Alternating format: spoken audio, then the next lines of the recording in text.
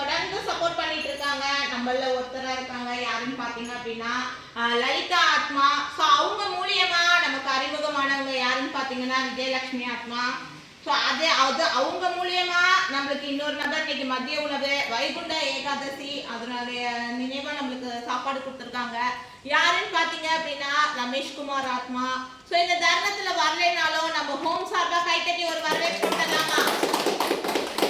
தொடர்ந்து ரமேஷ்குமார் ஆத்மா குடும்பத்தில் இருக்கக்கூடிய உறுப்பினர்கள் எல்லாமே நல்ல ஒரு உடல் நலம், மனநலம், அவங்க குடும்பத்தில் இருக்கக்கூடிய குழந்தை செல்வங்கள் எல்லாமே நல்ல ஒரு கல்வி வளம் பெற்று எதிர்காலத்துல இது மாதிரி இல்லாதவங்களுக்கு இன்னும் நிறைய செய்யணும்னு சொல்லிட்டு நம்ம எல்லாமே ஒரு சின்ன பிரேயர் பண்ணிட்டு சாப்பிட போலாமா?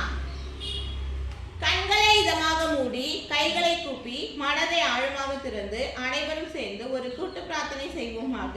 தெய்வீக பேராற்றலையா, இயற்கை என்ற இறையல்லையா, மேலான ஆத்மாக்களையா, தேவ தேவதைகளையா, ஞானியர் யோகிய இதர்கள் அனைவரையா, நாங்கள் அனைவரா உளமாற உயிராக தியானித்து பிரார்த்திக்கின்றோம்.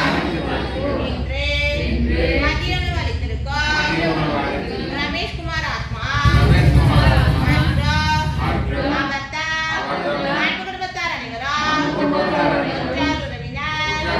நண்பர்கள் பகைவர்கள் அனைவரா வாழ்க்கையே எல்லா வளமா எல்லா திறனா வென்றே நீண்ட ஆயுளோட நிறைவான செல்வத்தோட உயர்வான புகழோட மன அமைதியோட மன மகிழ்ச்சியோட மன நிறைவோட பல்லாண்டு பல்லாண்டு அழகோடி நூறாண்டு வாழ்வாங்கு வாழ்ந்திட நாங்கள் அனைவரா பிழமான உயிராக தியானித்து பிரார்த்திக்கின்றோம்.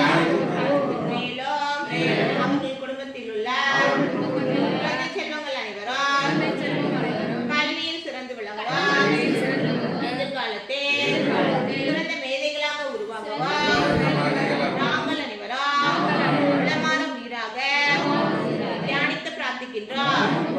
இதுவரை எங்கள்